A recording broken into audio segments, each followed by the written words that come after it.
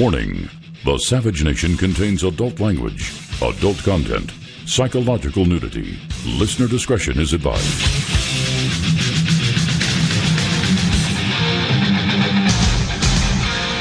And now, America's most exciting radio talk show, The Savage Nation, home of borders, language, culture.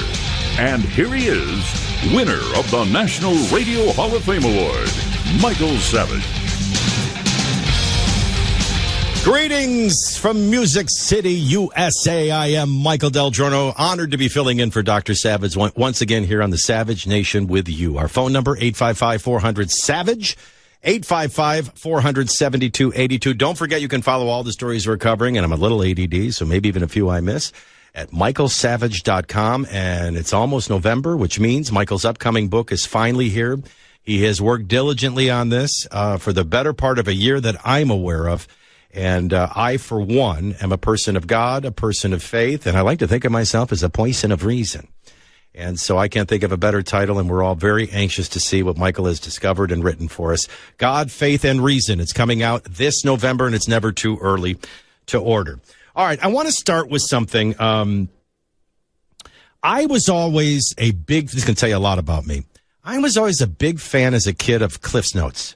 Anybody remember those? They were always available at the drugstore. You know, it would be time to do Kill a Mockingbird or time to do Lord of the Flies. And your teachers would always warn you, don't go get the Cliff's Notes. But you see, I love Cliff's Notes. They just get to the heart of it. Nobody's changing the meaning. Nobody's omitting anything. Just nice and concise, get to the point. And I think, unlike, literary scholars who can tell you the books that have influenced and changed their lives, Cliff's Notes have changed my life. Allowed me to get more in there, the essence of more in there. But it has, I think, shaped me into a bottom line person. What do I mean? I mean, you have something like 9/11, which I think there are leaders today still don't have their arms around. And that was not an event. It wasn't even the first time it struck the World Trade Center, right? No, this is an awakening to a 1,400-year war. And it has a prophet, and it has a motive. And it's left clues. And we clearly know how it wins, and then we clearly know how it's defeated. You get right to it. Well, the 9/11 Commission, they came to this final conclusion. Failure of imagination. Failure of imagination. At the end of the day, there was a lot of things we learned. Local law enforcement needs to know what the CIA knows, what the NSA knows, what the Pentagon knows. Yeah, we learned some things, but in essence, ultimately, how did it happen? Failure of imagination. Nobody ever dreamt they'd use box cutters, take over planes, and use them like a missile. Failure of imagination. We look at Ronald Reagan, I think arguably one of the greatest presidents who ever lived. Why? And you can have a lot of different theories, and I have several theories. One is that, after a crook, a clumsy ox, a Sunday school teacher, moron, here comes a dad we could believe in. It was that father presence, and it was welcomed after chaos in the White House for administrations. Others have pointed to he was a great communicator, and he took advantage of as a soundbite president. He knew how to communicate in very small sound bites. Oh, Kennedy mastered television debate. He mastered the news conference. But Reagan mastered the soundbite. You know what I think ultimately was Ronald Reagan's greatness? And the answer could clearly be all of the above, but this is the one kind of like failure of imagination I arrived at. Ronald Reagan held up a mirror to us all and said, look in it. This is what you were intended to be, and this is what you are. Not only are we better than that, we will be better than that, and we must be better than that. He held up a mirror. And I think that, too, has had a great deal of an influence on me. So I'd like to hold up a mirror to you. Thanks to Dr. Savage, not me, thanks to his long career, he has built an audience of millions. I never sat around and dreamt about it, but if I ever did, hey, I'm on WABC in New York, even though I'm sitting here in Nashville, Tennessee. I want to hold a mirror up, and I want you to be honest, and I want you to look into it. I'm going to say something because I just haven't heard anybody but me saying it. Now, I happen to know from talking to the producers in Dallas that Michael has been covering this, and thank God for that. Just as a disclaimer, Michael Savage comes on at 10 o'clock at night here. By 10 o'clock at night, either the Chicago Cubs or my children have sent me to my room crying. So I haven't had a chance to hear him, but I think his home would dictate his focus. But I'd like to hold up a mirror to all of us. And I'd like us all to look into it and be honest about what we see.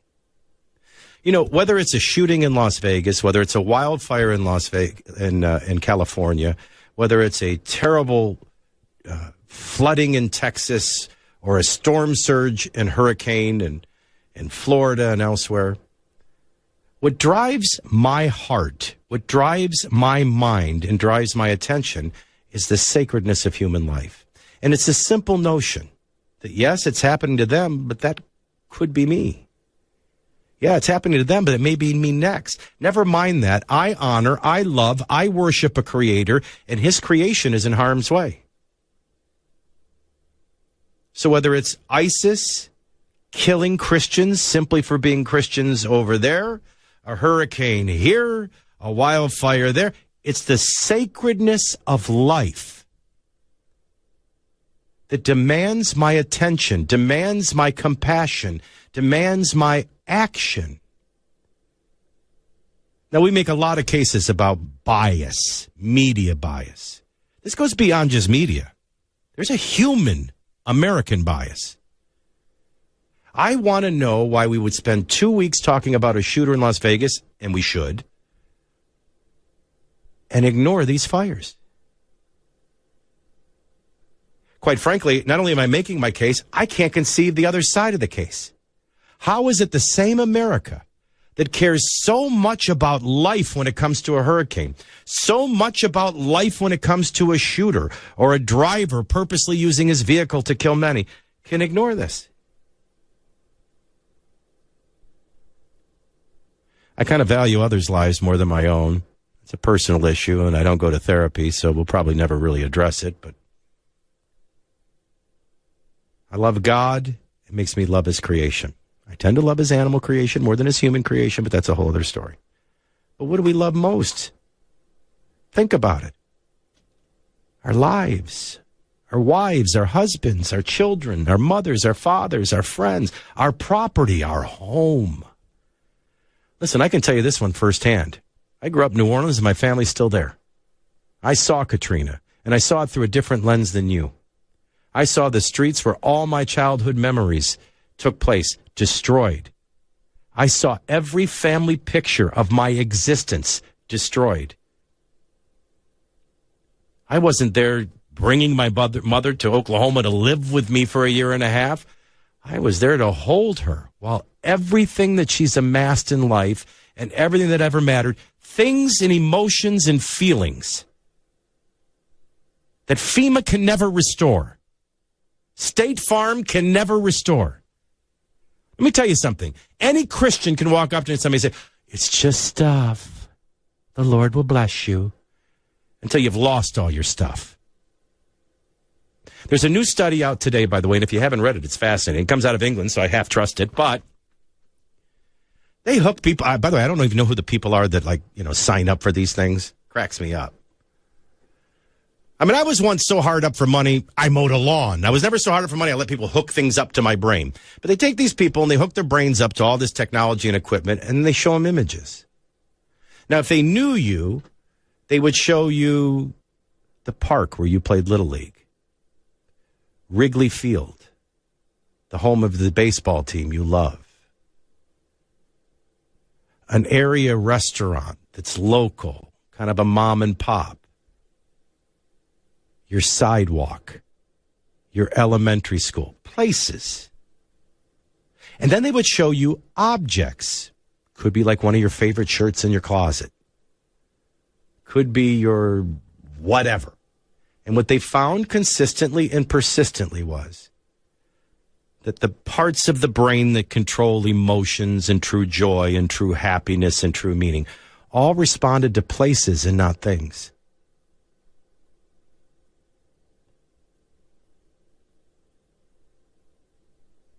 Now envision everybody in California Their places are up in smoke. Their places are being destroyed.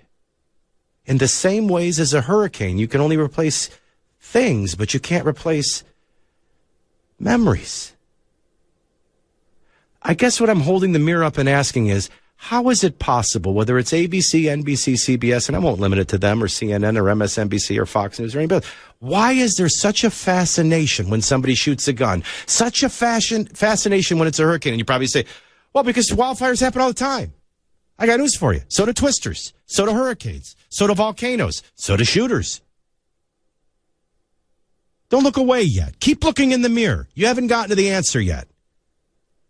How is it this same country, this same people that wanted to talk to everybody that was there, what they saw, what they felt, what they survived, talk to anybody who lost anything or lost a loved one, whether it was the hurricane or the shooting, and nobody cares to talk to anybody with the wildfires? The death toll is 31. 31 precious lives. Killed horrifically. So were they.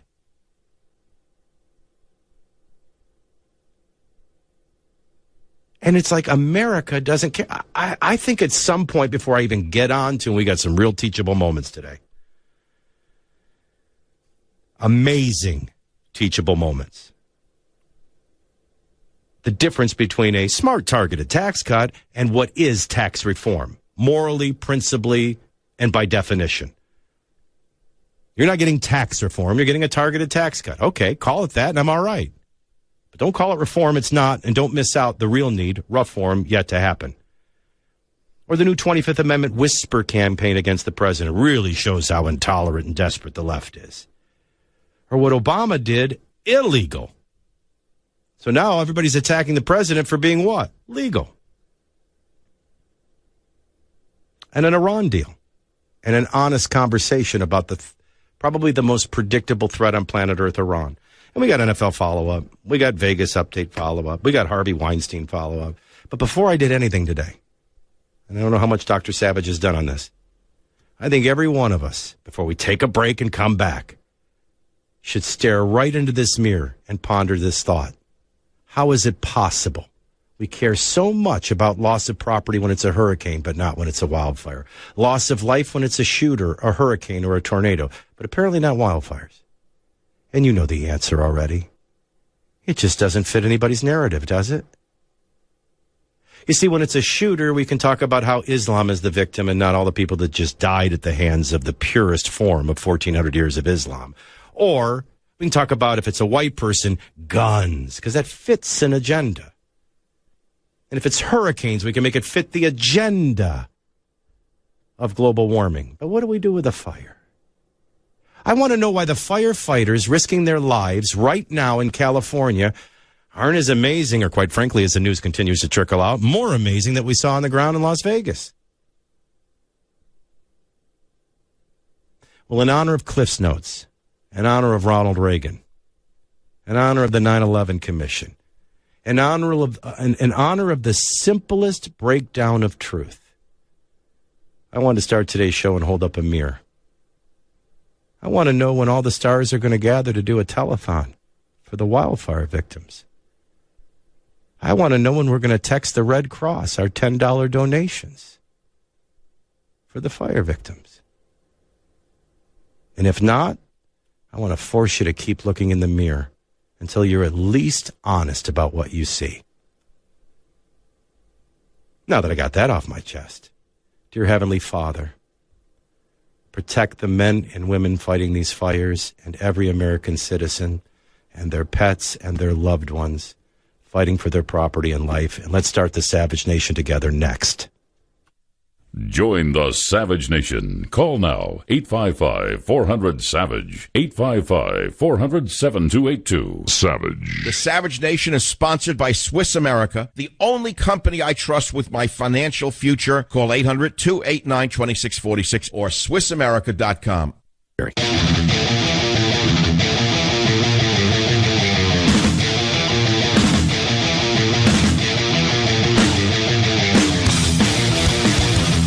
I am Mickey Miguelini Del Giorno of the Del Giorno Maselli's Uvas and Camusos of upstate New York. In for Michael Savage, Dr. Savage on the Savage Nation. He'll be back on Monday. You can get all the stories at michaelsavage.com. I bring up my Italian heritage because I grew up where words were used that would be inappropriate for radio. And so my greatest fear all my life is that I would ever slip and say a bad word on the air. I think I just slipped and accidentally prayed on a national radio show. If I offended you, tolerate me. I hope that won't upset Michael Savage. It just kind of spontaneously happened. I guess because I feel so passionate about this. The reason I use the whole long analogy of holding a mirror up is I think there's more than just media bias here. I mean, I think anybody can answer, yeah, there's a narrative. And the people that control the narrative have a certain worldview. And it's counter to the worldview that has made this country great and what this country has traditionally had as a worldview. I think we can all get that. I mean, if you could tie it into global warming, they'll talk about it. If you can talk it into anti-guns, they'll talk about it. But I mean, I think we're all beyond the media a little guilty here. Isn't life? Isn't loss of life and loss of property, loss of life and loss of property? I think we should all ask ourselves honestly this question. I've given for every hurricane. I've yet to give for wildfires. Nobody's ever asked me to give for wildfires. I want to give you the latest stats, too. California fire authorities have now listed 39 active fires burning across the state, with the worst of the devastation in wine country. That's probably when America will care. There are so many people in certain neighborhoods here in Nashville that they're drunks for Jesus. They think they're godly because it's wine, but they're drunks. Maybe when they're paying more, they'll finally catch on to the tragedy. 9 major fires have burnt over 103,000 acres, causing at least 19 deaths and 670 residents to be missing. Fire and safety authorities have found 110 of the 240 people reported missing. A lot of that, some of that was, thank God, due to cellular service. And we've located them. There are still many missing because they are missing, and a death toll that probably will rise. At least 3,500 homes and businesses have been destroyed, including 11 wineries, but it appears that the Leap Winery, Stag's Leap Winery in Napa, that was reported as lost, has relatively survived. So there's some silver linings, but by and large, the weather's not cooperating. The death toll has risen, and 300 square miles of California is still on fire. We'll take your calls next. 855-400-SAVAGE next. Join the Savage Nation. Call now, 855-400-SAVAGE. 855-400-7282. Savage.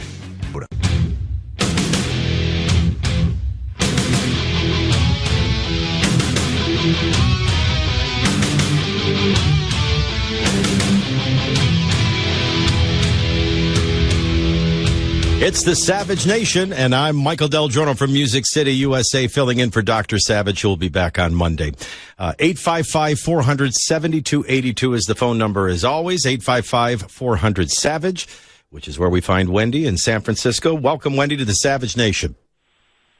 I'm actually in Napa. Oh, Napa, sorry. Yeah, I heard what you said and just wanted to call in and let people know our perspective over here. I haven't been in my house, and if I have a house, and Sunday night, 2 hours after the Atlas Peak fire started, I basically saw the flames 10 feet from my house. I was able to grab a couple things, but I can go on with the stories of the area. We haven't seen the sunshine in 5 days. It's gloomy. People are sick, dying. But like you said, the first thing that goes through people's minds and mine as well is that feeling of, even though you have your stuff in your car and your children are fine, is the lost feeling of that security of your memory of not knowing if you'll ever be able to go back to that. And I'll add something else, Wendy. I don't know if you'll find it. And thanks for the call, Wendy. And everybody in the Savage Nation is praying for you and your family and your neighbors and your property. Let me tell you what Wendy's going through right now that's even worse. The unknown. I used to preach this a lot when Barack Obama was president because he did a lot of really bad things. And then a lot of the really bad things he never got around to, but they were always looming. And uncertainty killed our recovery, stalled our recovery more than anything. Uncertainty is a deadly thing. And what she's going through right now is one of the worst phases. You see, the human body, that's why worry is so dangerous. It doesn't know the difference. When you worry about something, it might as well be happening. If you walk around worrying you have cancer, you're putting your mind and your body through the same stress as if a doctor just told you have it. And at least when you're dealing with something, you're able to make an assessment. When you're worrying, there is no ceiling. There are no walls. There's no end. You can go in any direction because it's all conjecture. It's all worry. Eventually, Wendy will get home, and it's either going to be there or it's not. It's going to be either there partially or not at all, or whole and untouched.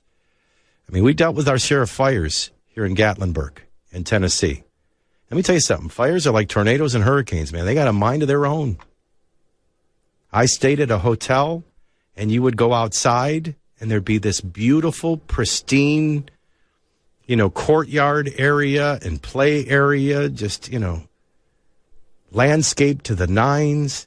And if you look just a little beyond it, you can see burnt out black soot on trees. Just depends on how the wind was blowing at that moment. And everything around it burned, but none of that property burned. So you just don't know. And that is one of the toughest stages, the uncertainty when you're yet to get there to assess. But this is the real thing that's going on that no one's talking about. That nobody, I think what would hurt Wendy's feelings the most, it's not that, she narcissistically needs attention, but it goes back to the root of what I was saying. Isn't all life sacred? I mean, perhaps these fires have less to do with the fire as much as a perfect storm. The left, they don't know what to do with it because they can't make it fit their narrative. Doesn't help them get rid of guns. Doesn't prove global warming. So it just burns. And I don't know, is the right guilty of thinking, well, it's California with all the crazies? I pray not. Life is sacred because it is the creation of our Creator. And it's sacred whether it's threatened by a gun, by a hurricane, or by a fire. These are real lives, real stories. We need to be praying for Wendy. I'm not going to accidentally break out into prayer again. I think I'm in enough trouble for one day. To WABC we go, and Carolyn, welcome to the Savage Nation. Hi. Hi. I just wanted to call about California. First of all, your prayer was very appropriate. We're on the East Coast. We're in Connecticut, and I feel like we're not getting any news about the fires. I have a daughter who's out there that was woken up at 3 o'clock in the morning. She's pregnant. They have a toddler. They just were told to evacuate with nothing. They didn't even have time to take anything with them. They've been evacuated. It seems like no one cares. It's like they're in a different country. And it's been so upsetting. We wait every day to hear if their house is still up, or they're not even allowed to go back home. And being pregnant and everything, there's smoke and ash coming from everywhere. Her husband has asthma. And thank God for some friends. They're staying in a house now that's been empty, but they have nothing but just a bed. And it's a very scary situation. And ABC in New York, they've been doing a good job about covering it on their morning news and whatnot. But other than that, no one's saying anything that's even going. Everyone's just not like it's not happening. And we live in fear for our family out there, and everyone, and the firefighters every day are putting their lives in danger. And they live on a farm. They had to get horses and pigs, and they weren't even allowed initially to go get the horses down. So there's so much livestock that's, misplaced, and they're not even talking about the death of all the livestock either, It's a very scary situation. And I thought all the actors and actresses lived in California, and it's their state. What are they doing? Please, Carolyn, don't make my head explode. I've got to... Carolyn, thanks for the call. Look, I think it's an easier question. Why? I don't know. Are car chases that much more exciting than fires? Yeah, you look at the Weather Channel, for example. How come Jim Cantore doesn't go stand near the fire and sit there and choke in the smoke like he stands ridiculously in the wind during our... I'm not making fun of him. I'm just making a point. Describing to you why it's happening, why no one cares, why no one's talking about it, why no one's doing anything. Doing anything is, to me, the biggest thing. Why aren't... I'm in Nashville, Tennessee. We were nowhere near a hurricane, though they both arrived 3 days later. And they were given the Red Cross number. Text your $10. Get this money. People were rising up and filling up trucks and supplies. Mass calls for prayer and nothing for the fires. Now, I don't have to tell you that not long after the first shots were fired, we didn't leave the Mandalay Bay for days, 24 hours a day, continuous coverage. The news conferences, on the hour, every 3 hours. Senators were there, representatives were there, governors were there, fire was there, law enforcement was there, emergency was there, the federal government was there.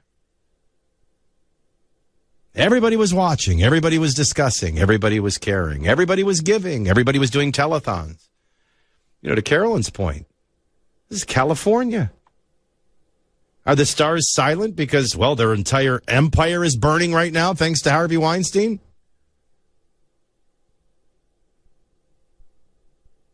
Or how about like when you're watching the National Football League and they'll always stop to let you know that we're supporting the victims of Hurricane blank and blank.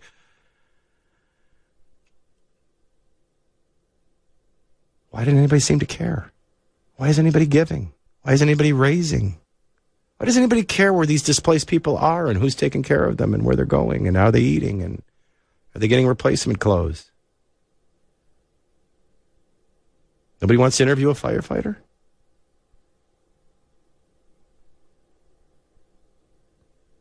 And I think it says more than just about the media. I think it says something about all of us. Maybe to some degree we've all been frauds. And I got to admit, I kind of live in a little bit of a bubble. Carolyn made a reference to livestock. I have 37 pets in my home. I think I'm a hoarder. I'm not really, but some of them are goldfish and mice. I'm preoccupied, as Robert knows, in Dallas with my new lizard. But, you know, I have been talking about these fires from the beginning. You know why? Because I'm sincere in my love for my Creator, and I'm sincere in my love for His creation, whether it's a tree, whether it's an animal, or especially His best creation, human being. And whenever humans are threatened, I'm always caring. Why? Because it is them. Because it could have been me. Because it may be me next. It may be someone I love next. Because I'm a fellow human being. But it's amazing how everybody's compassion runs dry if it doesn't fit a narrative and agenda. And I think my point of bringing it up today on the Savage Nation was to simply make this point. Maybe we've been all a little full of it.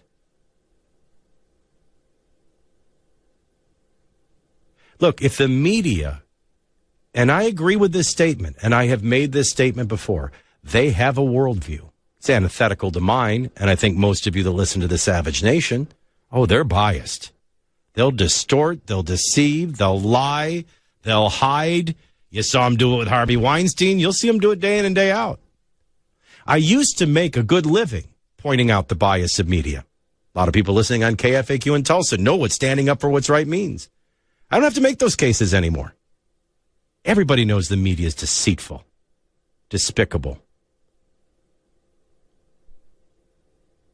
But it's one thing for me to say to you, they have a different worldview than the most in America. They have a different worldview than me and perhaps you, but they control the narrative. But you see, with me, they never do control the narrative. I don't ever trust them. I don't ever wait for them to tell me. I go learn from myself. Whether they cover it or not, I know these fires are going on. I didn't know Wendy by name or Carolyn by name or her kid's story. But I knew they were going on, and I had compassion, and I care. I'm just wondering where everyone else is.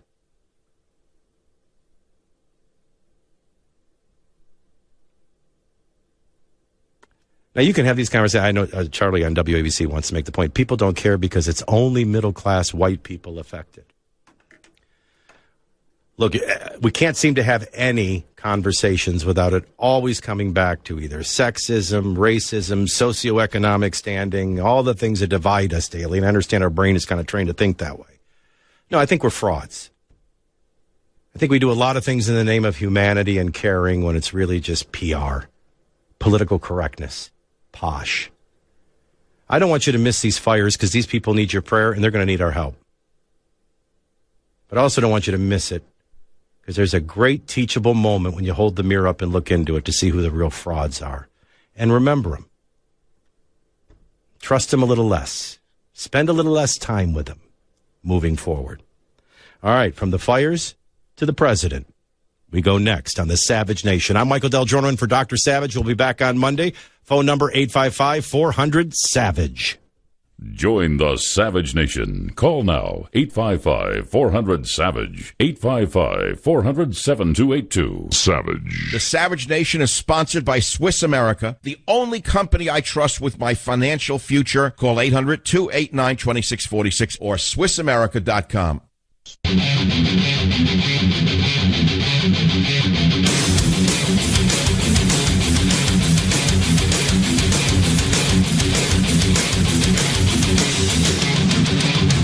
This is the Savage Nation. I'm Michael Del Giorno from Nashville, Tennessee, in for Dr. Savage. He'll be back on Monday. You can follow all the stories because he never stops covering the news at michaelsavage.com.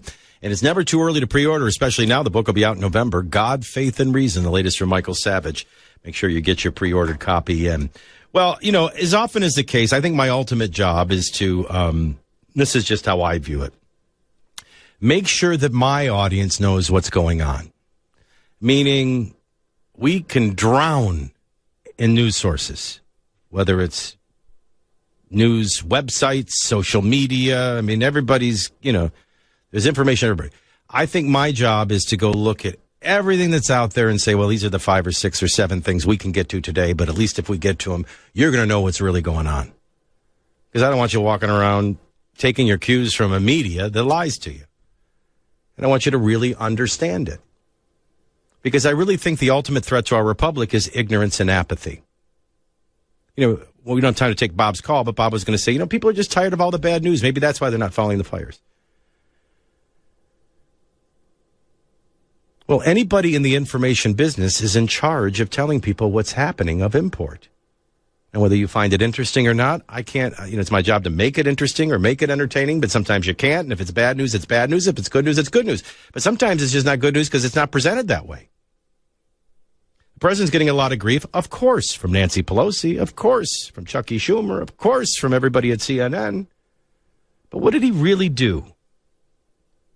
Well, the Trump administration announced that the cost-sharing reduction payments, these are payments to health insurers. Yes, they have propped up Obamacare that was poorly designed. It's not going to kill Obamacare. Obamacare is walking terminally. Time is what's killing Obamacare. It's unsustainable, it's a bad product, and it was poorly designed. And it hasn't achieved any of its goals. It did not insure everyone. It did not lower premiums. It raised them. And it did not make health care more accessible. It made it less accessible. But it had these different funding mechanisms. And so the CSR payments are now prohibited unless and until validated as an appropriation. Why? Because the executive branch executes. The legislative branch creates laws and funds. Because that's our constitutional republic. That's our checks and balances. That's our branches of government. That's the law. Sessions puts out the legal opinion. As you are aware, the prior administration originally sought an appropriation to fund CSR payments, suggesting it believed such an appropriation was necessary, but then later it concluded that Section 1324's permanent appropriation was available. Therefore, it wasn't. The U.S. House of Representatives sued, contending that Congress had not appropriated the funds. In other words, the executive branch overstepped its bounds and you exercised a power it doesn't have. The U.S. District Court in the District of Columbia agreed. The Obama administration then appealed, and the appeal was put on hold, thinking, the legislative action of Congress will solve this, and it didn't. So all the president is doing is the law. He stopped doing something illegal to do something legal. And for Nancy Pelosi to go on and on and on, you can't blame Donald Trump. And by the way, that's not the only thing he did. He also freed up all the different organizations to unite. So now all the fast food employees can lump together, change an actuary. So it's not the sickest and oldest and poorest all lumped together. Join the Savage Nation. Call now, 855-400-SAVAGE. Warning. The Savage Nation contains adult language, adult content, psychological nudity. Listener discretion is advised.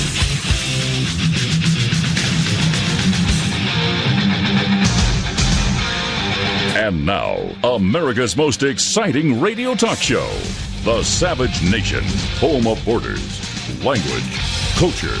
And here he is, winner of the National Radio Hall of Fame Award, Michael Savage. Where was I before I was so rudely interrupted by capitalism? I am Michael Del Giorno from Super Talk 99.7 WTN in Nashville, Tennessee. As always, honored to sit in for Dr. Savage on the Savage Nation with you. Our phone number, 855-400-SAVAGE, 855-400-7282. You can follow all the stories we're going to eventually get to, maybe even a few we'll run out of time and not get to, at michaelsavage.com. And don't forget to pre-order his upcoming book. I've been waiting a long time for it, and not much longer. It'll be out in November. God, Faith, and Reason, the latest from Dr. Michael Savage. All right, so I'm making a simple point that it's our job, for those of us that are radio personalities, talk show hosts, or authors, or whatever else we are, to help you understand the day's news. That's in the essence. At the end of the day, I'm going to sift through everything that's out there. I'm going to pick the things you really need to know, make sure you really understand them, and hopefully along the way you kind of can anticipate what's coming next. Because ignorance and apathy is killing us. And as we discovered in our first hour, why no one's covering the wildfires, because, well, they don't fit a certain worldview or agenda. We want to make sure you are safe from that kind of dupability. I love being married, and I love having children. If nothing else, it keeps us all humble and grounded, right? So here I am, not that I think much of it. I just doing what I can to help Dr. Savage, who needs a day off because he's been choking in smoke.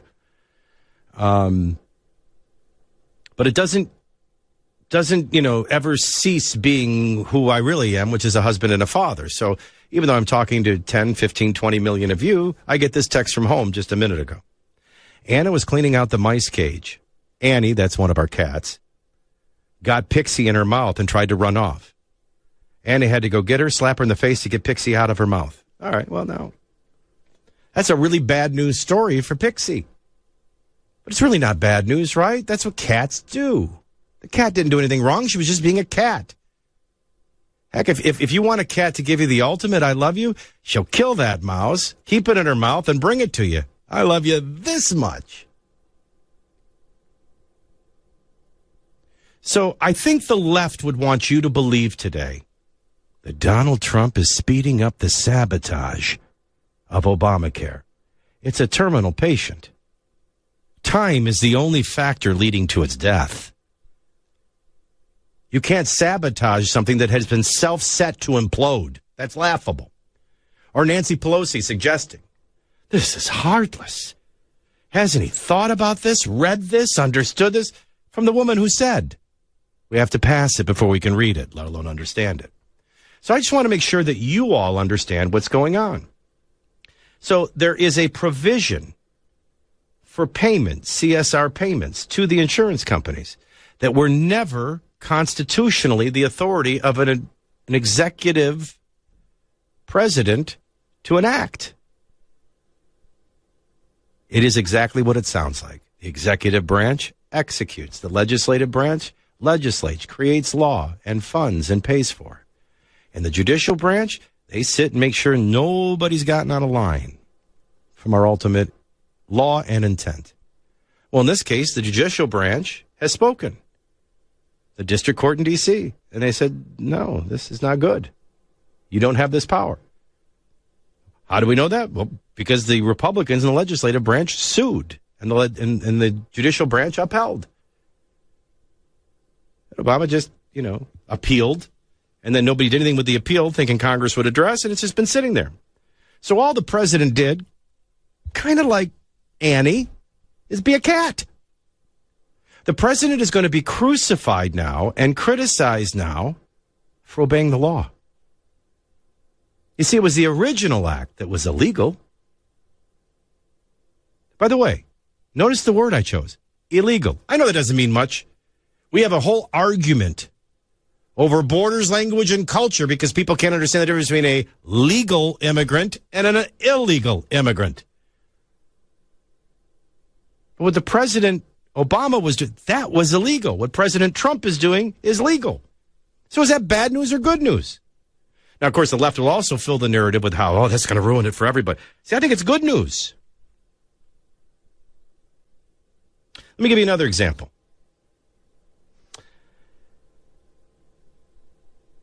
I am not a huge discusser and fan of what the Republican Party and the president are trying to talk and call tax reform. I think it's a targeted cut. I think it's a smart thing to do. I mentioned Tulsa, Oklahoma. I started KFAQ, and that's how they're listening to Michael Savage right now. Station I started. Anybody from Oklahoma, they could take you for a ride and show you capitalism. You'll be driving on the turnpike. Notice it's a turnpike. Forever. Nothing. Fields. And you don't even need a welcome to Texas sign to know when you're in Texas, because then just all of a sudden, poof. And you got to ask yourself, wow, a quarter mile and suddenly this soil apparently is better. No, it's not the soil. Heck, they ran me out of town, but for decades I was talking about, you got to have tort reform. You got to have workers' compensation reform, or people aren't going to do business here. They can go right across the border and do business and not pay this huge liability premium. You got state taxes, corporate tax rates that are out of line with your neighboring states. Why would somebody do their business there? They'll go right across the border like Texas and have no income tax for their employees. They're non-competitive. And so all President Trump is saying is we have very, very high corporate tax rates. And that's what's luring companies away. Not to Texas, out of the country. This will help bring them back. And when they come back, the hiring and the building and the manufacturing and the workers will be here. This is good news, not bad news. Now, the only thing I would say critical is you are missing a noble, valuable discussion that we really should be having. Because I don't want to think lowering a corporate rate here or taking away 2 deductions in order to lower a rate here flat. That's not tax reform. You don't achieve tax reform until you have the moral, principled discussion. Let me help out a friend here. Maybe one of the best books you've never read. William Federer, Federer. William Federer, The History of Taxation. You should read it. You'll be in awe. I don't know if you just assumed there was always taxation, but there wasn't. In fact, we fought to be free from. And we got in a little war. We needed some cash. So we had a 1% tax, temporary. And then it went away after the war. And then we had another war. So we did another temporary tax, and then it never went away. And then it just grew and it grew and it grew into a completely different animal. So outside our constitutional intent. There's another thing you need to wake up to, and that is that there is a sin of envy in America. What is rich? What is poor? You know what it finally gets defined as? Anybody that's got a penny more than me is rich. Because we're envious. And you need to know there's a difference between envy and jealousy. Jealousy is just like, gosh, I like your house better. Wow, your wife stayed in good shape. Wow, that car is great. Envy is you have something that belongs to me, and if I can't have it, you can't have it either. I'll destroy it for everyone. That's the spirit that the left is working in. That's why their goal is so often confused with the destruction of America as we know it. It's driven by a fuel of a spirit, envy. I love the way John F. Kennedy did it. I think John F. Kennedy, Ronald Reagan modeled it. George W. Bush kind of did it, but didn't really model it and really wasn't the kind of eloquent spokesperson in order to really carry it out. And then he outspent to take away the effect. But John F. Kennedy was the first one to stop and say, whoa, time out. As we're entering this big recession, let me tell you right now, this may seem opposite of common sense, but now is the time to lower taxes, not raise them. What do you mean not raise them? We're going into a recession. The government needs money. You got to raise taxes. It's the only way government gets money. No.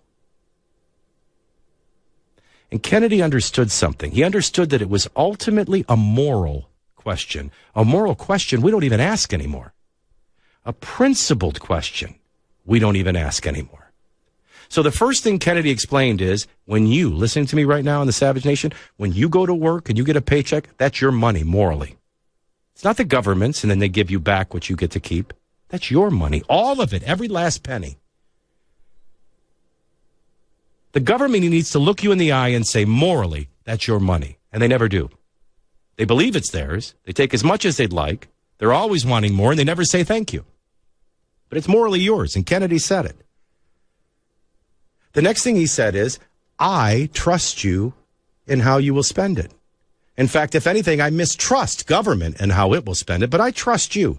This money that I allow you to keep, I, A, believe it's morally yours, and B, trust how you'll spend it. And as you spend it, businesses will grow, and as businesses grow, they'll hire, and as they hire, more taxpayers, burden less, even funds government more, let alone grows an economy, right out of a recession into recovery and into prosperity. Amazing how doing morally right, principally right, ends up working for everybody. But that's not what we like anymore. We have built our whole system on picking winners and losers. Look, you only tax for two reasons: to collectively fund what you can't fund individually, or to discourage or encourage a certain behavior. Well, I don't have to explain to you, and I'd have to write a book or point you to books that can explain it even better. But our whole system is, you know what, backwards. We reward failure. We penalize success. I love to watch small businesses. When they're small, there's stories that Democrat presidents would tell during a State of the Union address. Judy was down on her luck. She just lost her husband, didn't have a home or anything to do, but she had an idea. And she created a business, and now she employs 17. But if Judy's idea ever got national wind, and she became a large, successful corporation, she'd be the devil herself. Incarnate. All success is evil. All poverty is noble. We don't have any idea how they got poor. Maybe they were drunks. Maybe they were drug addicts. Maybe they were abusers. Maybe they were lazy. Maybe he just kept giving them stuff for free. They never learned the principle of earning it. So everything we do now rewards failure and penalizes success. And we wonder why we have more failure. But it is, in essence, picking and choosing winners and losers. And it has created two classes, I think, that are relevant: taxpayers and tax receivers. And the receivers don't care. They just want more and more for free, and they're not saying thank you, and they're never satisfied. And then the payers, well, we start fighting amongst ourselves. Well, you got more to give than me. No, you got more to give. Yeah, but you don't understand where I live. Well, I live here. No, you don't have meaningful tax reform. First of all, if you were interested in meaningful tax reform, you'd go to a fair tax. Period. End of story. It's so simple. Why wouldn't you? It can't help but take care of itself and manage its own fairness. But going in and tweaking these two deductions in favor of lowering this bracket for this group and raising that bracket for that group, you're still in the immoral business of pretending it's your money and not morally theirs. And if anybody else did it, it'd be called theft, punishable by imprisonment. You're still picking and choosing winners and losers. You still think it's your more right and your money, and it's not. And you're still not trusting us to spend it because you think you spend it better. You care more. You can meet the needs of the poor better. None of which is true. So as far as Trump goes and what we're discussing now, hey, maybe the political explanation is it's what they can get done. Just don't ever conflate it or confuse it with reform. Something we still desperately need, somebody with a big brain and a big eloquent voice to address once and for all and convince the American people. This is a targeted tax cut. Smart, good, but it's not better or best, and it's not reform. More in a moment on the Savage Nation. Join the Savage Nation. Call now, 855-400-SAVAGE, 855-400-7282. Savage. The Savage Nation is sponsored by Swiss America, the only company I trust with my financial future. Call 800-289-2646 or SwissAmerica.com.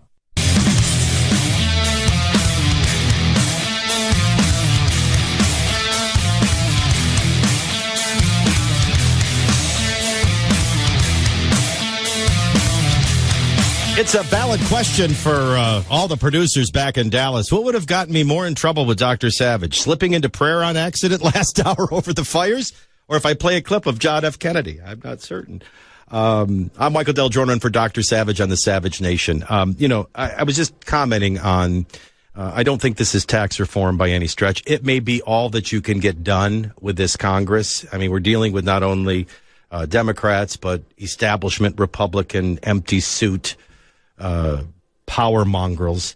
But what we do lack in America today is a president like John F. Kennedy who has the brains and the capitalism and the eloquence to explain to the American people that when you go earn a paycheck, that's morally your money, not the government's. And the government should, and it must, trust how you spend it. And as you spend it, businesses will grow. And as you grow, they'll hire.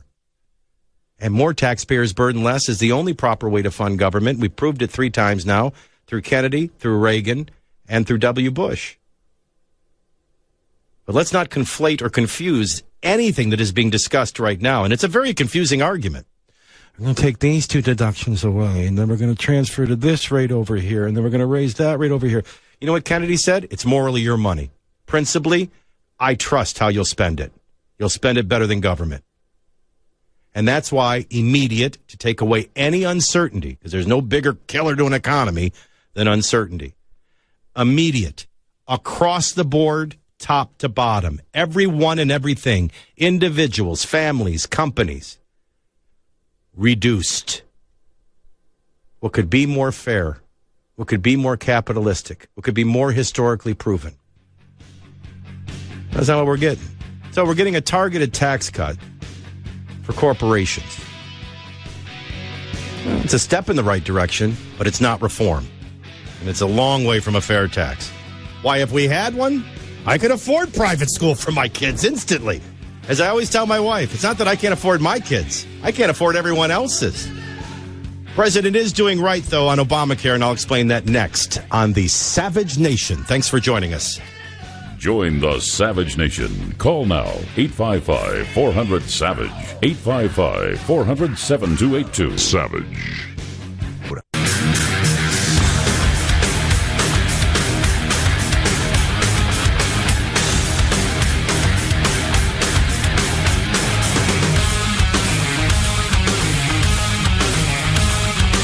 This is the Savage Nation. I'm Michael Del Jordan for Dr. Savage. He'll be back on Monday. The phone number, 855-400-SAVAGE. Things that are going on today. I have to admit, at some point, I am a big fan of, because there's a difference between, somebody who's in the business of investigating crimes and a conspiracy theorist. A conspiracy theorist has a theory and then tries to find facts that will corroborate that theory, whereas an investigator just follows the facts without theory and sees where they lead them. And I believe in the immediate hours to give patience. Let investigators do their job. But, when we come up a week and a half later, and now suddenly he didn't check in on September 28th, but September 25th, I'm like, come on, go to the front desk. How do you get that wrong? Then the whole timeline, right? Oh, they were remarkable. That's why we released the body cams, so you could see how remarkable law enforcement was to get there in 10 minutes. And then the security guard got shot, and then the shooting stopped, and then they waited for SWAT, and because the room could be booby-trapped, they entered the room 72 minutes later. All right, that all made sense. But there's a tremendous loss of trust and credibility when later you have to say, and things can change, but they shouldn't be things like when he checked in.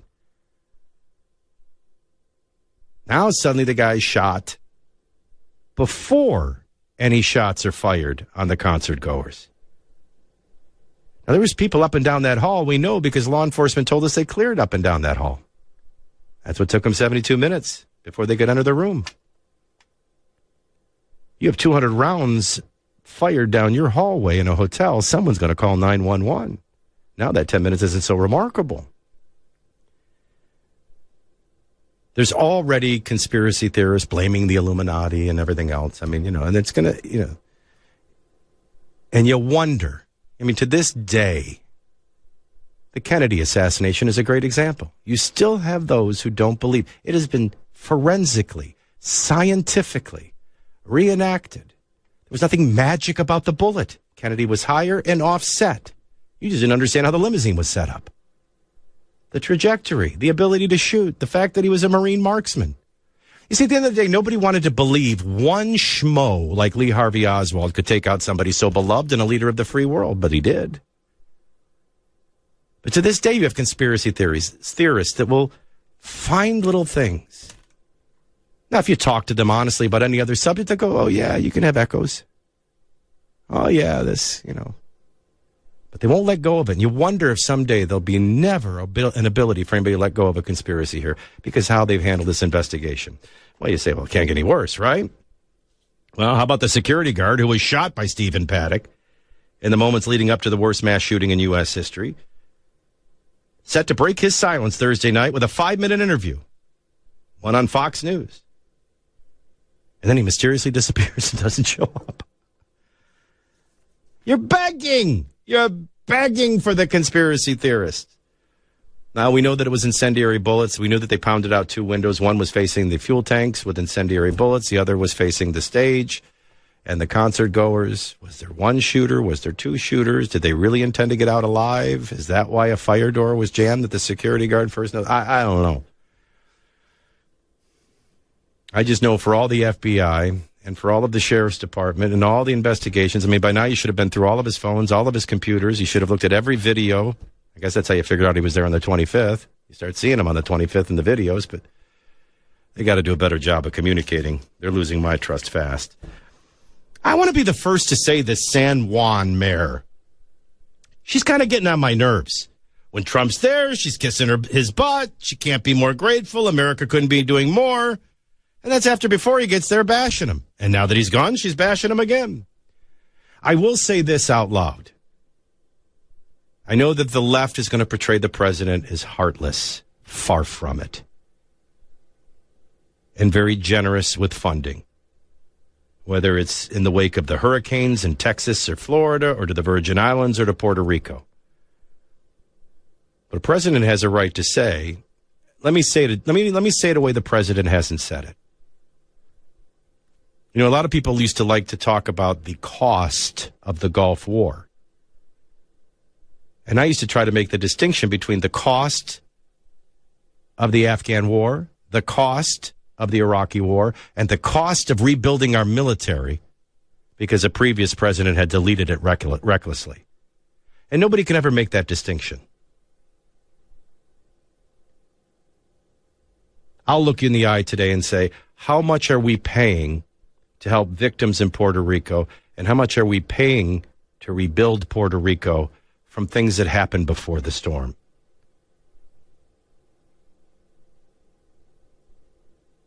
And anybody who is honest about this, you can write the checks, you can send the resources. That's why we sent military to help with distribution. It was getting there, and it couldn't get from the port to the people. There's a lot of problems in Puerto Rico. And they're no more to be blamed on Donald Trump, quite frankly. Well, then Nancy Pelosi blaming Obamacare on Donald Trump when he didn't create it. She did. But the $36.5 billion that is needed to replenish the funds that have been depleted because of the hurricanes, Texas, Florida, and Puerto Rico, overwhelmingly passed, 353 to 69. President did make the comment, we can't remain in Puerto Rico forever with federal emergency officials. I mean, Puerto Rico eventually has to, be able to get beyond emergency and re-care for its people. It's amazing how the left has no problem when they're arguing wars, especially when they're making the case to leave a theater before it's appropriate, as they did Iraq and Afghanistan. But I guess, they don't want us to be a police state, but they certainly want us to be a care state. Look, we all love these people. And America and this president and this legislature has certainly funded and is certainly doing. There are obviously some other systemic problems in Puerto Rico that they'll have to rise above. The other breaking kind of story is on the NFL. I can't even look you in the eye, and I do this for a living. I don't even know what they're at. I don't even know what they're up to or where they're at. I don't know if they've decided to reinstate. I'll tell you, the worst news I could give the NFL today is if anybody were to call 855-400-SAVAGE and ask me, hey, what did the Eagles and the Panthers do last night? I wouldn't know. I wouldn't know because I didn't care, and I wouldn't know because I didn't watch. I was watching the Cubs and the Nationals. So now we find out that maybe or maybe not they're going to reinstate this. Now you have a couple of outspoken owners. I mean, the same Jerry Jones who locked arms with his players against the president is now locking arms with the American people and saying, look, there's, I've tried it both ways. Supporting the players, supporting the country, and, when it comes to the flag, that's got to be the priority. Whether it's Jerry Jones, whether it's the NFL, dancing around, walking up to but not committing, they still think this is about Donald Trump, and it isn't. Number one. In the end, it's a tragic irony for them. All the president ever said was, if these owners would make them stand for the national anthem or not play, this would stop. Isn't it the conclusion the NFL's finally gotten to, even though we can't get Goodell to admit it now? It does bring up a teachable moment. A historic kind of teachable moment. Baseball went through this, and I think it was the beginning of the end of America being our pastime. Because most Americans were going through a really tough time and working very hard, and these people making an awful lot of money were on strike. And they didn't care. And then baseball fans didn't care. Now, you could make a case that Cal Ripken in an amazing run kind of got us back in love a little bit, but I think irreparably baseball was harmed, and I think up until a couple of months ago, it was no longer America's pastime. Football was. But with an amazing playoff going on right now, hockey season beginning, plenty of college football to watch, I don't think they know what they're dealing with. Might be ironic, but football may hand baseball back its status as America's pastime. I don't know that everything will ever get back to normal.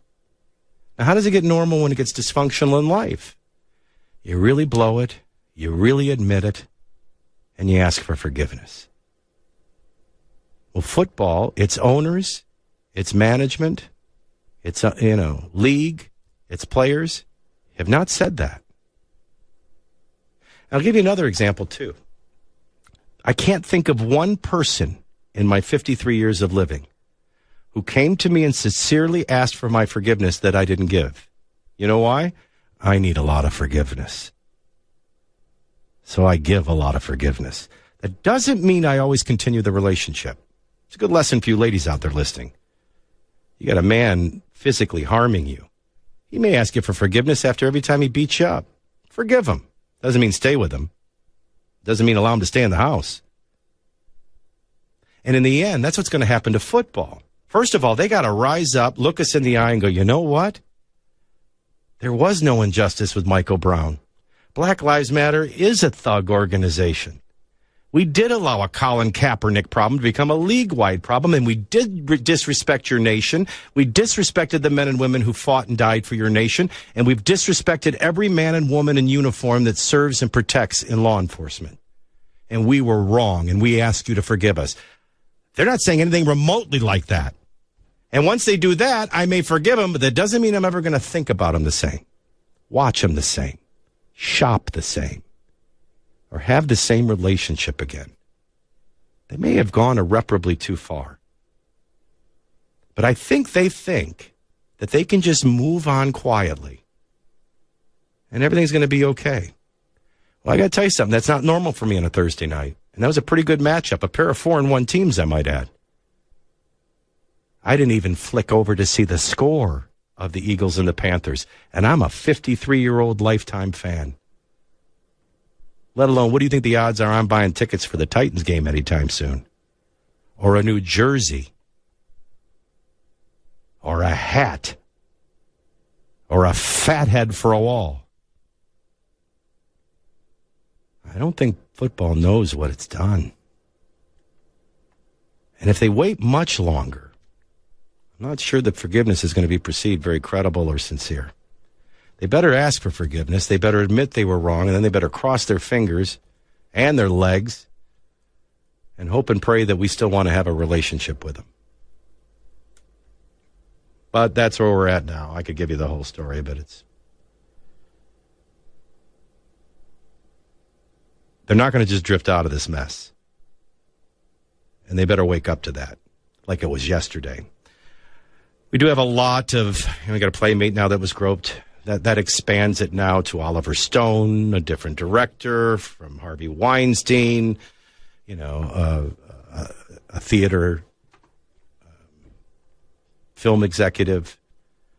It went quickly to not Matt Damon, but Ben Affleck. This is spreading. I think there were, and there still will be, but there were some early kind of trying to make this a man thing. Literally on The View, the suggestion was, it's kind of like P. Diddy. His solution for the racism problem in the NFL is go start their own league. Great idea.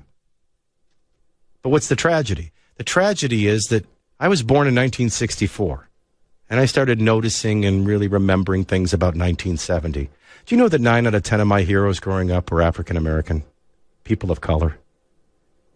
I didn't know the story of when they couldn't get a drink out of a fountain, couldn't eat in a restaurant, couldn't sit anywhere on a bus, couldn't play on a baseball team, couldn't play on a football team. I never knew it existed. And they were already my heroes. Can you imagine P. Diddy thinks that the big solution is, let's go back to that exact same thing, only let's do it in a different color? And that's the solution? It's still racism, you moron.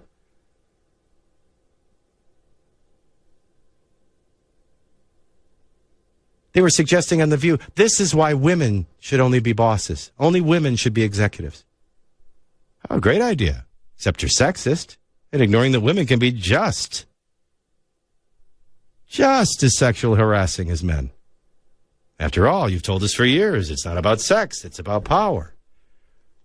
They don't know the difference between harassment and rape, but they better wake up and learn it because they got it in Harvey Weinstein. And they better not try to make this an American corporate problem because that fits their narrative. This is a Hollywood problem. And it's a really big dilemma for the left because it's caught them in immediate hypocrisies.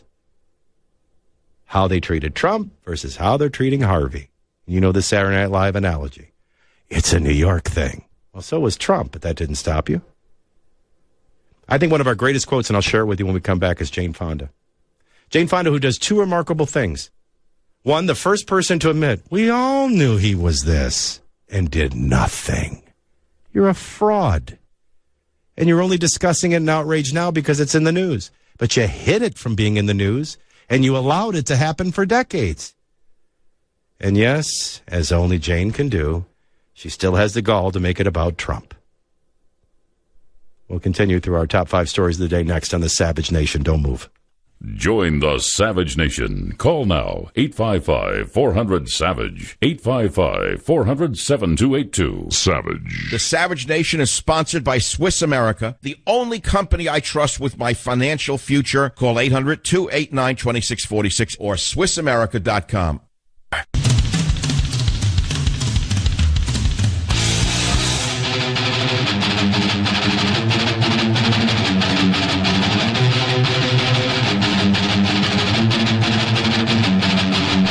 Welcome back into the Savage Nation. I'm Michael Del Giorno from Nashville, Tennessee. Honored to be in for Dr. Savage on the Savage Nation. 855-400-SAVAGE is the phone number. We only have a minute.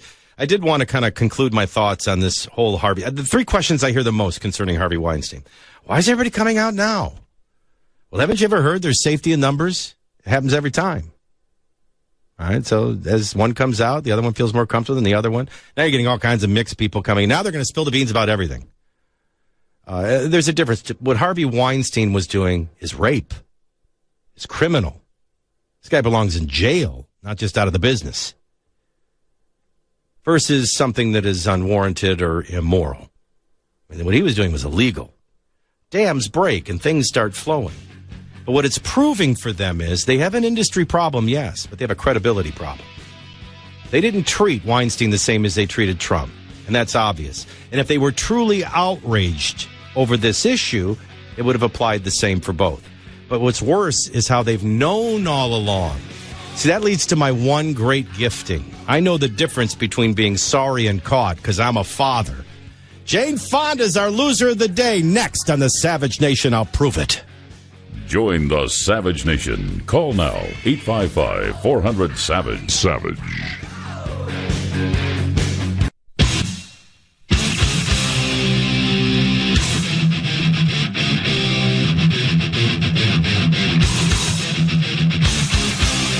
Warning. The Savage Nation contains adult language, adult content, psychological nudity. Listener discretion is advised.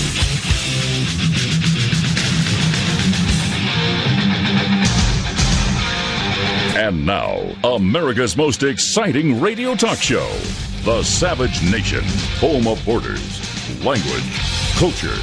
And here he is, winner of the National Radio Hall of Fame Award, Michael Savage. Oh, for a minute, I thought I got a Hall of Fame award. I got all excited. I'm Michael Del Giorno. No awards. Nashville, Tennessee, filling in for Dr. Savage. Honored to be in the Savage Nation with you today. 855-400-7282 is the phone number. 855-400-SAVAGE. To follow all our stories that we've kind of gotten to, may not get to, go to michaelsavage.com. And don't forget to pre-order his upcoming book. It'll be out in November. He's been working on it, and a lot of us have been waiting for a long time. God, Faith, and Reason. 3 things America desperately needs to remember. Pre-order your book today at michaelsavage.com. I'm going to call this segment The Sounds of the Day, although ultimately I'm shamelessly getting to Jane Fonda, who I'm going to give what I call the P. Diddy Loser of the Day Award. But before that, I want to start with John Kelly, who had his big news conference yesterday. And I don't know if Michael covered it live while it was happening. But this was the one section of it. By the way, the reporters loved him from the front row to the back. To back at headquarters. Even Brooke, the miserable one on CNN, even she was charmed by it. I mean, I think we finally found in this administration someone everyone can agree on and love. And it's Chief of Staff John Kelly. Here's what he said yesterday. I would just offer to you that although I read it all the time, pretty consistently, I'm not quitting today. I don't believe, and I just talked to the president, I don't think I'm being fired today. And I am not so frustrated in this job that I'm thinking of leaving. I would tell you, this is the hardest job I've ever had. This is, in my view, the most important job I ever had. So unless things change, I'm not quitting, I'm not getting fired, and I don't think I'll fire anyone tomorrow. There was a great quote that came up later in the news conference that I loved. Somebody asked him, what frustrates the president the most? And he didn't bat an eye. And they were still loving him as he was doing this. But he didn't bat an eye. He goes, well, for one, you all. He's very frustrated in the things that you report that aren't true, that you don't even verify, you don't even ask for a quote on. We could help you. What frustrates him? We hate you. And then they still like, you're so funny. Oh, my God. He's so honest and frank. I'm telling you, the White House has stumbled on finally its media darling, and it's John Kelly, one of our sounds of the day. The next is Donald Trump, and I want to share a personal story from my local show today. But first, I want you to hear clip 2, Donald Trump. We have made great strides against ISIS. Tremendous strides. I don't know if you've seen what's going on, but tremendous strides against ISIS. They never got hit like this before. But they've been just ruthless, and they've ruthlessly slaughtered innocent Christians, along with the vicious killing of innocent Muslims and other religious minorities. And we've made their lives very, very difficult. We've done more against ISIS in 9 months than the previous administration's done during its whole administration. By far, by far. I love the quote in terms of, the focus, if you will. There's a lot of breathing. There's a lot of pausing. There's a lot of just kind of like, small talk. And they've never gotten hit like this before. This is, believe me, they're going through a very difficult. I wish a president would just look people in the eye and say, I had Dr. Salman Hussein from Iraq on my show today. He happens to be in Nashville. He's going to be speaking. This guy is an extraordinary conversion story. And by the way, here's a guy that when he accepted Jesus Christ as his Lord and Savior, as we say in cultural Christianity, he was instantly, the guy was healed. First of all, he was appalled. A Christian wanted to pray for him and touch him. But he was healed of cancer. And he literally woke up the next morning, these giant tumors are all gone. And he converts to Christianity, and he is immediately, he was given 3 months to live from cancer. Then he gets healed by God of cancer. And then he's got about 1 day to live because he's a kafir officially, and an apostate. But, he looked me in the eye and he said something very simple, because my curiosity is what's going on the ground. What are you guys experiencing? This is an individual who saw his brother decapitated on his front lawn, killed for associating with a Christian. This guy's seen a lot of stuff. And he said, well, I don't think anything would summarize it more than telling you that last year when I was sitting with you, 30% of my country was controlled by ISIS. Today, 1% of my country. Now, as I heard that quote from the president, I'm thinking to myself, somebody give this guy, a quote. When the president tells you he's done more in 9 months than the previous administration had done in years, he ain't whistling Dixie. And there's a teachable moment here. You identify an enemy. You call it what it is, evil, and you destroy it. You don't contain it, you destroy it, and they've been destroyed. In 9 months, to give you a stat to go along with the president's small talk, because it's really big talk, ISIS has gone from controlling 1/3 of Iraq to controlling 1% of Iraq. And they're literally surrendering and on the run. And they're losing their credibility as a caliphate. Now, that does open the door to a new vacuum, and who will fill that? And trust me, Iran isn't done trying to fill that. Donald Trump is right to point out to everybody, he had a different vision of this war. He prioritized what his commanders and his generals were telling him. He made them an enemy with the goal of victory and destruction, and it's working. Not that anybody in the media will tell you about it.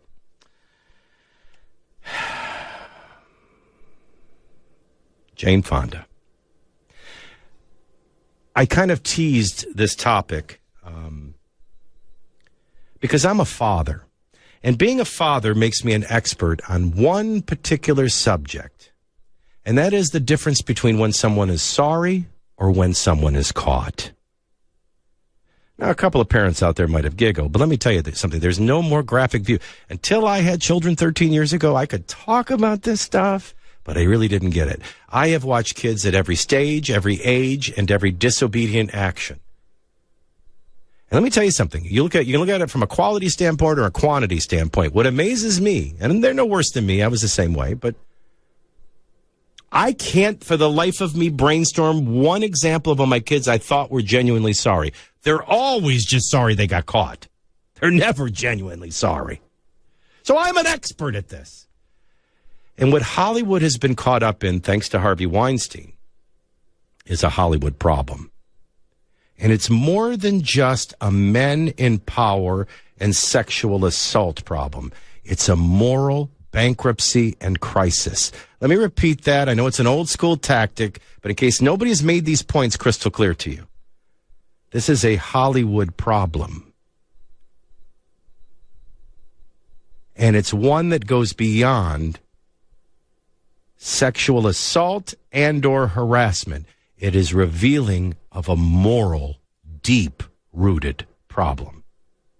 Why do I say that? Because they're all just sorry they got caught. They're not sorry. The same people that were crucifying Trump were hiding, aiding, and abetting this man.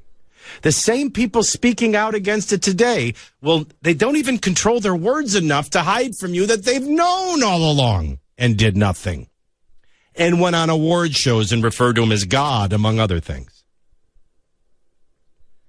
It shows that they're an intellectual, principled, moral fraud. Now, this shouldn't surprise you. Most of them are uneducated, and all of them are moral relativists. In other words, they don't believe in truth, let alone possess one. All they're capable of is agenda, or, as they do for a living, repeating a talking point like it's a script. But what have they revealed to America? Well, why weren't you this outraged over Bill Clinton? And why do you still worship Bill Clinton? What did Harvey Weinstein do that Bill Clinton didn't do? Not just physically, but in terms of destroying people if they talked. Oh, so it's evil when Trump says it, but it's not evil when Clinton does it. And that makes you have to kind of look at 2 decades, and that's a little bit for the ADD American people. But you can't miss that you just spent, I mean, if you're CNN for about a 4-day period of time just kept playing that clip on the bus with Billy Bush over and over again, over and over again, over and over again. They didn't care if my kids accidentally overheard it over and over again. They didn't care how many times they said the P word over and over and over and over.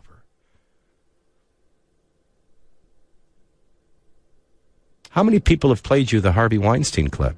I played it for my audience. This big, fat, monster, disgusting slob. That was the voice of a madman, a bully, a rapist, a nut.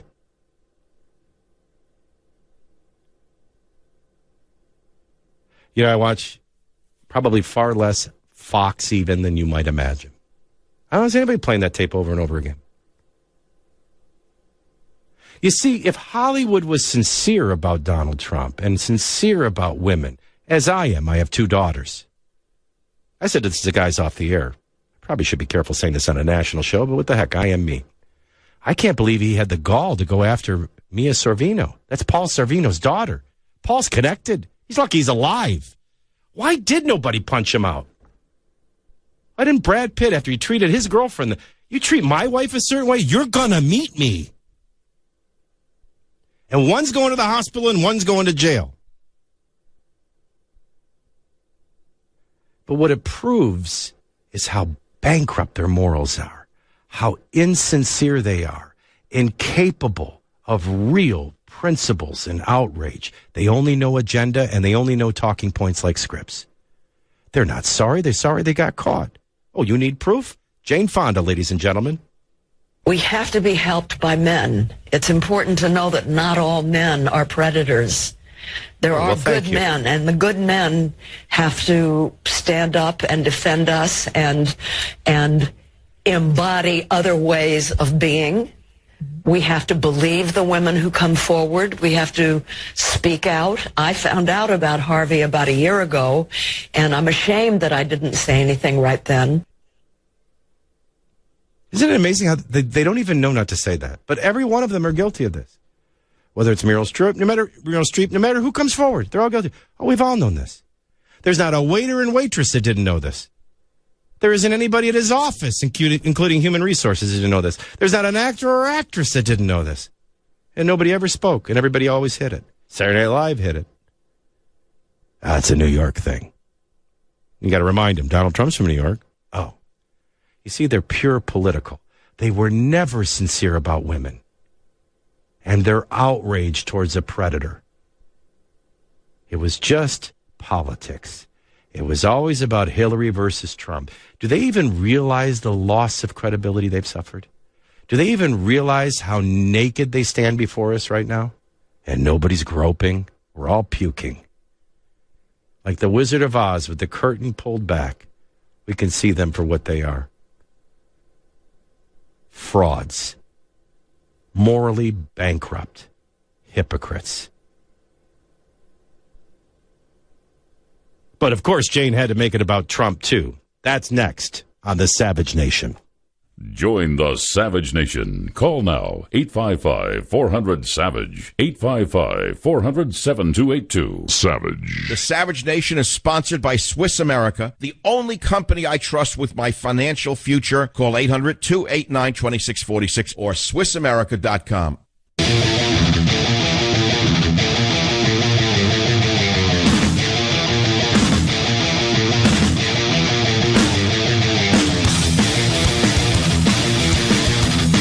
You're not having half as much fun as I am. I am Michael Del Giorno from Music City, USA, and Super Talk 99.7 WTN. Shameless plug in Nashville. Honored to be filling in for Dr. Savage here with you on the Savage Nation. Michael will be back on Monday. Of course, his book, God, Faith, and Reason, comes out in November. Never too early to pre-order, and you can find that and all the top stories heading into the weekend at michaelsavage.com. So about Harvey Weinstein, and again, I think that this is... the left has tried to make this an American problem. All men are animals. All men are pigs. All men are doing this. I don't know any of them. In fact, I can't. The View was suggesting that perhaps the solution is that we have all male bosses. Well, I have a female boss, so I'm already there. But what it reveals is Hollywood has a problem. They have a moral problem. They have a principle value problem because they didn't treat Harvey the same way they treated Trump. Nobody lacked the courage to come out against Trump, did they? And nobody, including Jane Fonda, admits, I knew about Harvey, and I'm ashamed I didn't say anything. Well, you should be. Because if you were truly, authentically outraged over the treatment of women, that's all it would have taken. You just proved you're political. You're not outraged when it's Clinton because he's your guy with your worldview and your lack of values. You are outraged when it's Trump because he's not your guy, and he doesn't represent your worldview. And he represents a part of America that you live off of and despise every day. It shows how unauthentic. Or as I say as a parent, and I have proven thoroughly, they're not sorry. They're sorry they got caught. But they got to make it about Trump, too. And when we come back, I'll play you the loser of the day quote from Jane Fonda. She'll get the P. Diddy Loser of the Day award. And then I want to address something that I think is my favorite story of the day. Actually, we have time to do Jane now, don't we? I think we do. Yeah, let's do it. Let's finish up with Jane and honor her as our loser of the day. So she makes the comment, I knew about Weinstein. I didn't say anything, and I'm ashamed. Well, you should be. But just to prove that they are all about partisan politics and not morals, values, and beliefs and true feminism, she goes on to say this. Donald Trump is, we have a man who is president who does these things. And what kind of a message does that say? Unfortunately, that counteracts a lot of the good that we're doing because a lot of men see, well, our president does it and he got elected even after people discover that he was an abuser. So I'm just going to go ahead and do what I want to do. It's unacceptable. And we can't ever forget that, and we have to stand up to them. What a moron, right? I'll remind Jane that Bill Clinton not only did it, he was reelected to a second term. How come she didn't choose him as her analogy? He even perjured himself and obstructed justice, as his wife would later perfect. Boy, you talk about a pivot, huh? Nobody noticed Weinstein. Nobody noticed Nobody noticed the Hollywood bankruptcy of morals. And don't notice Jane, who's remained silent. Let me point you right back. And by the way, Donald Trump did everything consensual. That's not the case with Weinstein. Jane Fonda, our loser of the day on the Savage Nation. Join the Savage Nation. Call now, 855-400-SAVAGE.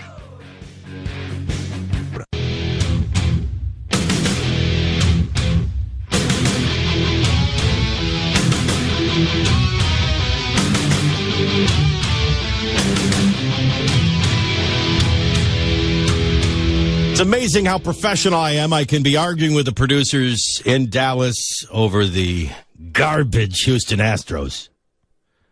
And then make the transition right back to the Savage Nation.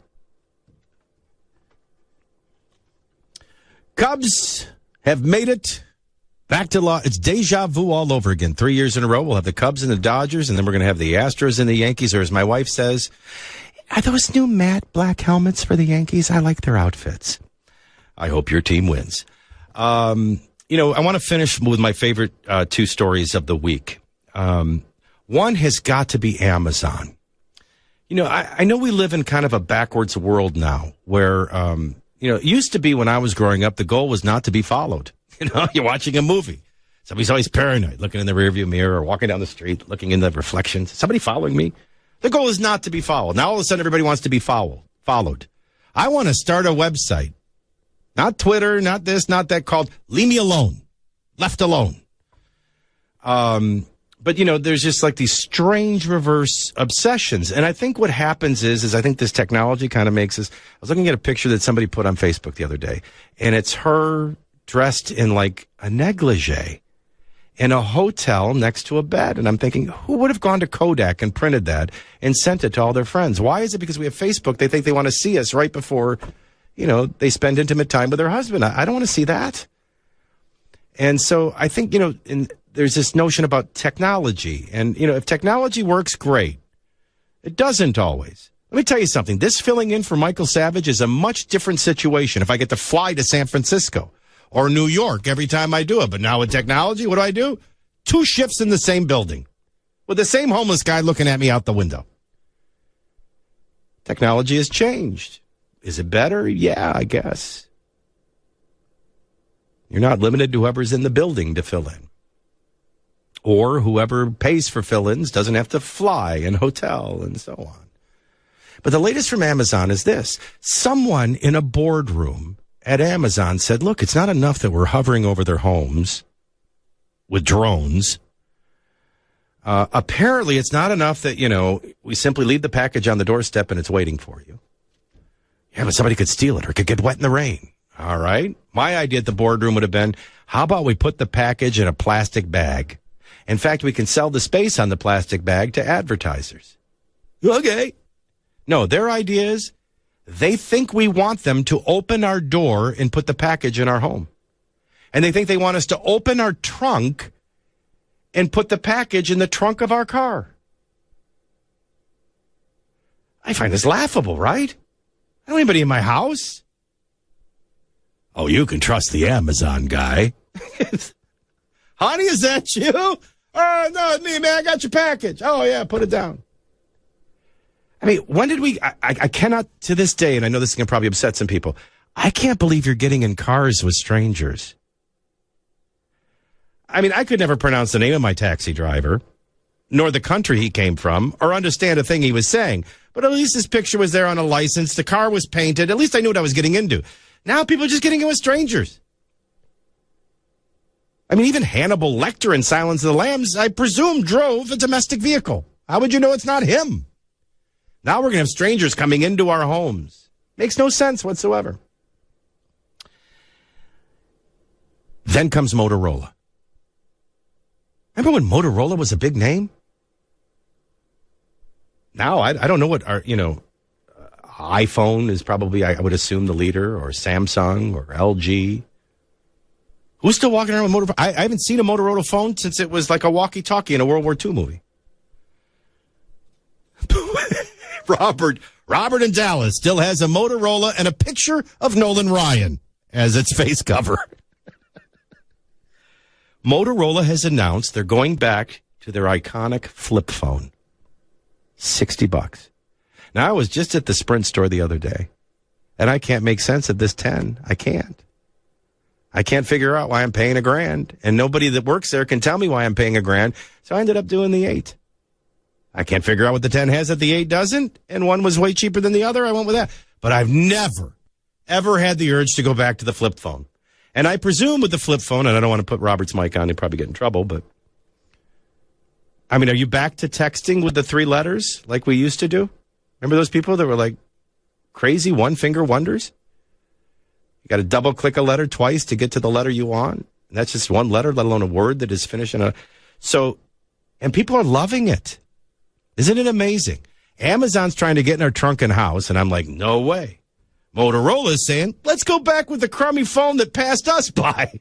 and they're having success. Now, this is what's funny. The flip phone, it's going to sell for $66. It'll be available next month. It's going to be called the Blade. It has the flip open screen. After that, it's, believe it or not, and I know this is shocking to a lot of people, it's just a phone. Now, who the heck wants a phone that's just a phone anymore, right? When I open up my phone, it's my home email. It's my work email. It's my phone. It's my texting. It's my social media. It's my bank account. It's my 401k. It's my stocks. It's the weather. It's my camera. It's my movies. I don't have to get out a projector. My entire home movies are in here. It's every game and video game I own. Why, you don't know it, but 2 segments ago, I rolled a guy in Moscow, in Bowling King, as I was talking to you. But is there a market for somebody to just get a phone? I guess we're going to find out. This is what's laughable. They're trying to sell it, right? So they go, well, it's a phone. Yeah, what else? Well, I mean, it's just a phone. It does have an alarm and a calculator. By the way, the alarm and calculator are the only 2 things I don't use on my phone. You can't get Facebook. You can't get Instagram. You can't get Twitter. There's only one game on it, and it's Tetris. It's like going back to Atari compared to X1. But you know what the chairman says? People are wanting to get away from social media. They're wanting to get away from all this stuff. Wouldn't it be hilarious if the only way you could just go back to having a phone would be all the way back to Motorola? I guess when we get sick of all these channels, we'll go all the way back to an RCA console. It'll be interesting to see how this does. Amazon, you need to go back to the boardroom. I don't want anybody in my house. And certainly not with technology that a criminal and a hacker is going to figure out how to get in before your own employee can. But I'll be watching the Razer flip phone. The Blade, $66. And what is it? Just a phone. Now to my favorite story of the day. One of the things that they like to do with Donald Trump is whisper campaigns. Now, listen, by and large, for the very overt attacks and outward attacks, I see people acting just as crazy as they did when Obama was in office. And I used to be the sane person going, he's not an idiot. He's not leading from behind. He's leading out in front of and on behalf of our enemies and anarchist organizations. Did anybody read the ingredients and stop looking at the cereal box cover? But I saw people reacting crazy to him. I like to think we weren't nearly as bad as the left is. The left has gone so far as to lose track of, they have a different worldview than me. They have a different political platform than me. They disagree on what the solution is. They prioritize things different. All right, so they disagree. But the left never assumes that, right? Like Jane Fonda's quote that made her the loser of the day. That's ridiculous. Donald Trump never went around raping anybody. Donald Trump bragged about what women allow him to do because he's a celebrity, but there was no inclination that it was unwanted. In that tape with Harvey Weinstein, you'll hear the word no about 72 times in 60 seconds. And he does it anyway. And if they speak, he destroys them. In some cases, against their will, and overpowers them and rapes them. You can't compare that to what Donald Trump said on the bus with Billy Bush. Nor could you prove it.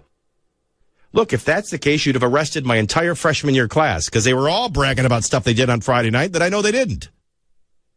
But there's a difference between consensual and rape. Celebrity and harassment. But with Donald Trump, what I'm fascinated with and what very few people ever talk to you about are the little whisper campaigns. They don't just say, well, he has a different view of Obamacare. He has a different view of foreign policy. He has a different view of taxation. No, he's mentally ill and he's going to get us all killed. The president didn't undo anything in this Iran deal. The Iran deal is set up to be re-upped every 90 days, and he simply decided not to, and for some very good reasons. And if you don't know what the Revolutionary Guard is, shame on you, not him. If you don't know who Hezbollah is, shame on you, not him. The left in the media, the left in Hollywood, the left in the political sphere of Congress, they sound as crazy as these Iranian commanders, our enemies. The whole world is going to be in danger. The whole world is in danger. But they'll never just admit we disagree. And that's where the whisper campaign comes in. Now, I love the bias of stories. Jos Magnus writes, it used to be one of the lesser-known amendments of the United States Constitution. First of all, we live in the United States of America. You guys have seen the research, right? 8 in 10 can't tell you what the First Amendment is. Yeah, I'm just guessing if 70% don't know the First Amendment, they probably don't know what the 25th is. But lately, more and more people are talking about it. Really? I haven't heard anybody talking about the 25th Amendment. I've heard people talking about the new tax reform that isn't really reform, the Iran agreement, the Vegas shooter, the NFL, Harvey Weinstein. I mean, I hear people talking about a lot of things. I haven't heard one person bring up the 25th Amendment. Why is there such increasing conversation about the 25th Amendment? Adopted in February of 1967, the 25th Amendment says that the president can be removed from office if a majority of his own cabinet determines the president is unable to discharge the powers and duties of his office. Now, I don't think the president is so physically ill that he can't do his duties. I certainly see no evidence that he's mentally ill. I do happen to believe liberalism could possibly very well, I think I'm convinced, is a mental illness. I know it's a spiritual disorder, but just because you disagree with them doesn't make them nuts. But that's just the most controversial part of the amendment. Why the 25th Amendment also lays out a line of succession for who would become the president and says the president can send a letter to the Speaker of the House or the pro tem in the Senate, and he is temporarily unable to effectively act as the leader of the United States. So this is a conversation happening just in the left's mind. And then off a quote in Vanity Fair that Steve Bannon may or may not have said about this, or a conversation he had with the president. But it's not in the news, and nobody's talking about it. And other than the bots they pre-programmed in social media, I don't think it's even trending. Yeah, I give the president only a 30% chance of finishing his term. By the way, they create this problem, or this controversy themselves, and then they try to solve it. Well, I mean, we've even heard Jackie Speer, Democrat congresswoman from California. She agreed with Representative Al Greer on Wednesday. The president's showing erratic behavior, mental instability. He's placing the country in grave danger. Kim Jong-un isn't? The president is? Who's launching the missiles? Who's enriching the centrifuges? Who's getting them further and further and more accurate? Who's threatening Guam? Who's got a system of not only a missile delivery, but a warhead, and it's re-entering the atmosphere undamaged? Who's threatening with EMPs? So the president is taking action to protect that, and that makes him mentally unstable, erratic, not giving Iran some kind of trust they haven't earned, not designating the Revolutionary Guard like Hezbollah as a terrorist organization, not assuming that ballistic missiles can be as dangerous, depending on the region, as a nuclear weapon, and that this only delays the inevitable of having a nuclear when the solution should be not ever allowing to get one. But it's a whisper campaign. They create these whisper campaigns. The 25th Amendment, the 25th Amendment, the 25th Amendment. Just like they were whispering impeachment. Neither of which are ever going to happen. Any more than them admitting they just disagree with them. And they lost. When will they ever get it through their thick head? They lost. You live in a bubble. Most of America really studies this stuff, really gets this stuff, really understands this stuff. Your whisper campaigns, your lies, your distortions, they're not working. Learn a lesson from the NFL, who has to scratch its head and figure out, how do we say Donald Trump was wrong? Stand up for the national anthem or you're not playing. Final thoughts from you if you want. 855-400-SAVAGE next, or I'll take a turn at the final thought on the Savage Nation next. Join the Savage Nation. Call now, 855-400-SAVAGE, 855-400-7282. Savage. The Savage Nation is sponsored by Swiss America, the only company I trust with my financial future. Call 800-289-2646 or SwissAmerica.com.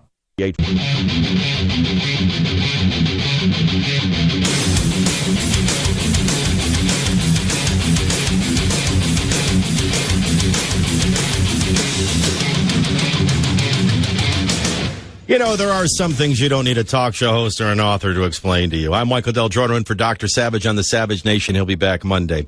Headline, America's obesity epidemic reaches record high.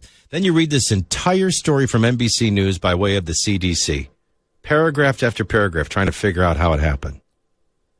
Anybody can go to a state fair and tell you how fat America is, but overall, 70.7% of Americans are either overweight or obese. And it's a problem. The consequences of obesity: high blood pressure, diabetes, heart disease, stroke, killing millions of Americans. The obesity epidemic, remember how we were protecting everybody at restaurants from cigarette smoke? Man, you ought to protect them from the buffet. But it just goes on and on. Lack of sleep, this and that. Then they talk about exercise and sedentary lifestyle. Like they explore the whole story. Like nobody's figured out how you end up fat. You sit your way to fat. You eat your way to fat. You're digging your grave with your teeth. Do yourself a favor. Remember Uncle Michael told you. Have a light salad tonight. Get a can of Copenhagen. Smoke about a pack of Luckies. Burn some calories. Get thin the way we used to do with orange skin and skinny legs. Will they ever treat obesity the way they did smoking? I doubt it. See you next time on the Savage Nation and look forward to hearing Michael on Monday. So long, everybody.